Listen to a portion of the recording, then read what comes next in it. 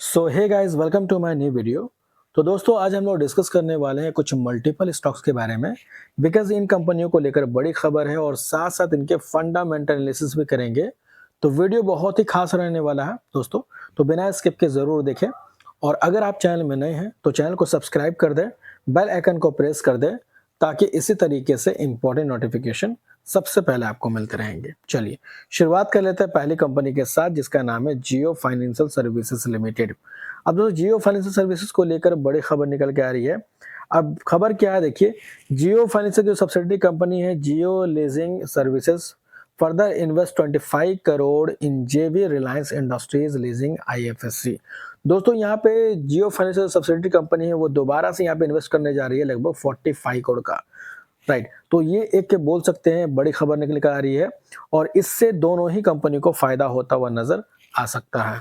And हाल ही में इस company ने अपने क्वार्टर टू के अर्निंग्स को भी पेश किए थे, जिसमें जून क्वार्टर के मुकाबले 612 करोड़ से बढ़ के हो चुका है 981 करोड़, और पिछले साल भी 694 करोड़ का सेल्स था। तो Y on Y and Q in Q दोनों बेसिस पे जंप रहा। नेट प्रॉफिट भी 325 करोड़ से बढ़ के हो चुका है 695, और पिछले साल सितंबर 2024 में 689 करोड़ का नेट प्रॉफिट था।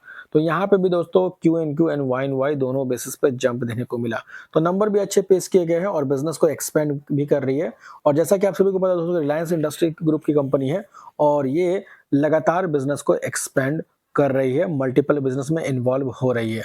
अब देखना पड़ेगा कि आने वाले टाइम में और किस तरीके से नंबर पेश करती है। इसके बाद बात करेंगे हम लोग KEI इंडस्ट्रीज लिमिटेड कंपनी के बारे में, जिसको लेके काफी सारी क्वेरीज थी।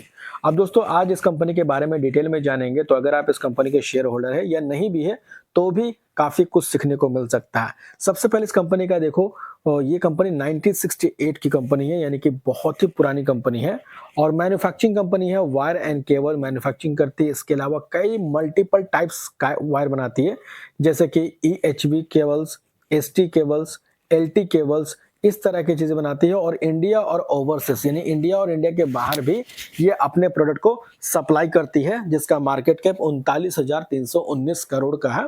यानी कि दोस्तों, ये एक मिड कैप क्वालिटी का स्टॉक है, जिसका स्टॉक का P 49.7 का है, और return of equity 15.6% and ROC 21.3% का है, और फेस वैल्यू ₹2 का है।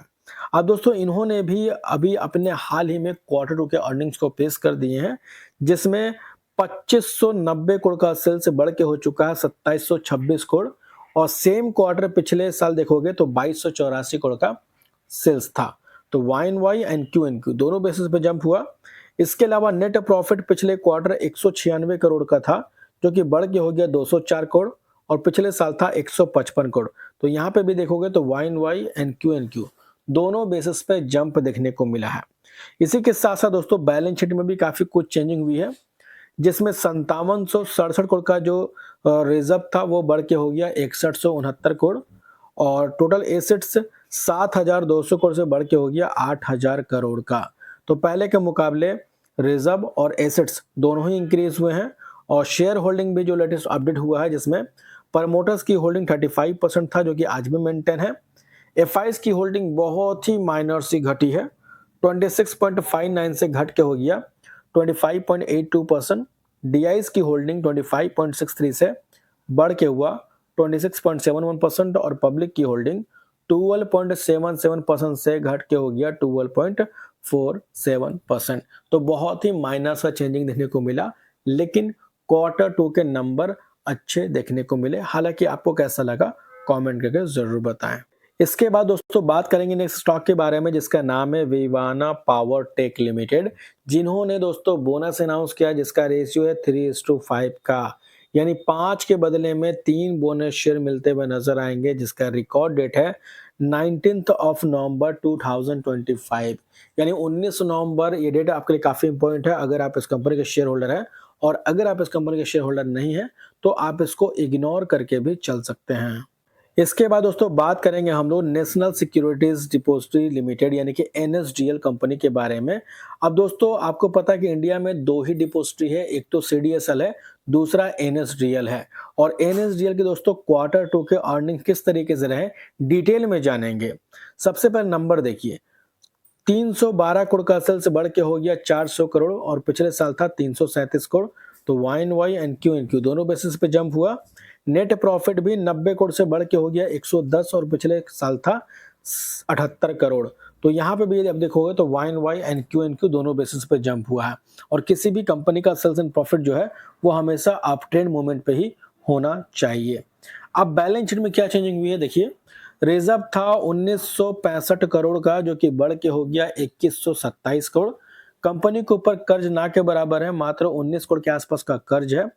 टोटल एसेट्स 2985 करोड़ से बढ़ के हो गया 3808 करोड़ का। और शेयर होल्डिंग पैटर्न चेक करेंगे तो एफआईज की होल्डिंग 15.89% का है, डीआईज की होल्डिंग 39.23% और पब्लिक की होल्डिंग 44.86% का है। तो एनएसडीएल के नंबर आपको कैसे लगे कमेंट करके जरूर बताएं। तो फिलहाल दोस्तों इस वीडियो में इतना ही। होप करता हूं इन्फॉर्मेशन आपको अच्छी लगी हो।